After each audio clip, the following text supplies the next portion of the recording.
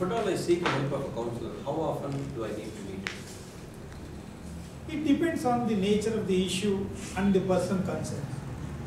Certain times people do not even open up. It takes 2-3 sessions for them to open up and come to their point, what they wanted to discuss. Such times the counseling sessions will be prolonged, more sessions are required. Normally I can say 5 to 6 sessions a good counseling can be. What should be the frequency? How frequently?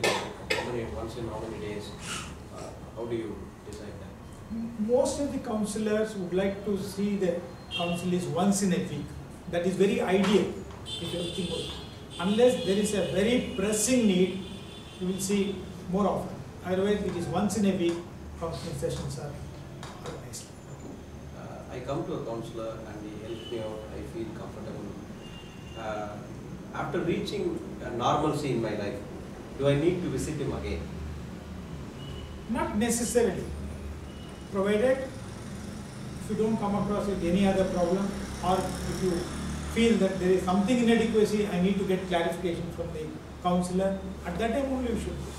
Otherwise, it is not required that you should go to the counsellor again and again.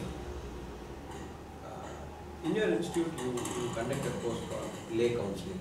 What does lay counselling mean? Lay counselling means a person who is equipped with counselling skills, who do not possess any professional background like psychology or psychotherapy, any such background is not there.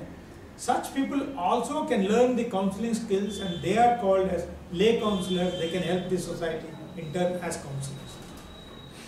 Can you tell us some of the roles these lay counsellors play in the society? First of all, lay counsellors can join voluntary counselling centers to begin with, to learn more experience about the counselling. They can articulate their skills and try to become perfect in their counselling skills. They can be definitely useful to the society with the knowledge and skills of counselling. Their interaction, behavior, pattern with other people who are around them, they can show a marked difference that will be more harmonious and friendly to the society. That will be a good contribution of a lay counsellor, even if it doesn't become a counsellor by labor. What sort of ethics or code of ethics these lay counsellors have?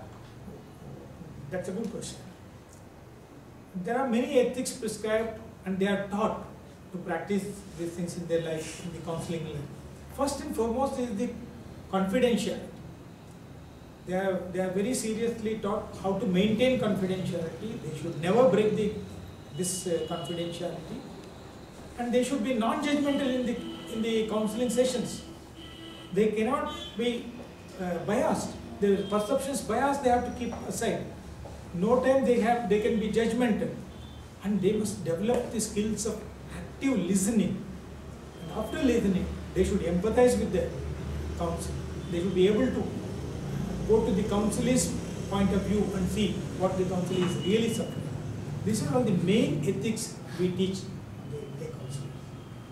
To become a lay counsellor, do I need any prerequisite or anybody can join? In general, anybody can join, but one prerequisite would be that you must be willing to help the society. The nature that I can contribute something for other fellow human beings. That will help a person to become a good counselor. There will be a lot of people here who still hesitate to come and seek a counselling help for their problems. How do you ensure that they can get in touch with counselors? How do you think they can approach? I have no Paka system to make people come for counselling.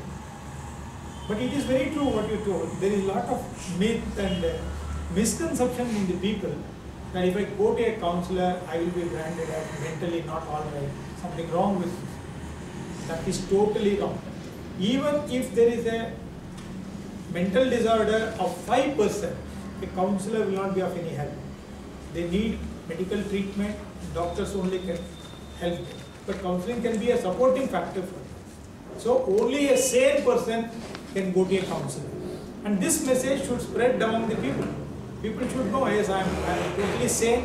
If there are some disturbance, then I can go to a counselor. But this should be developed among the society.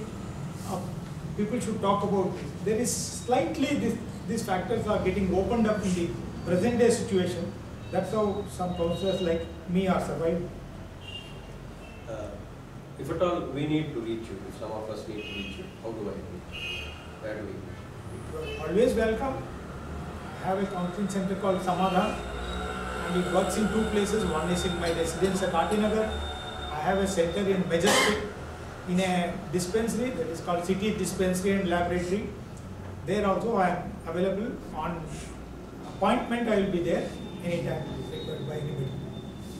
Thank you, Krishna Swami. You have been very enlightening for telling us what is counseling and what are the myths surrounding counseling, why it is not a bad idea to approach a counselor when I need a help. Thank you for your time. Thank you, Ramesh. It's a pleasure for me.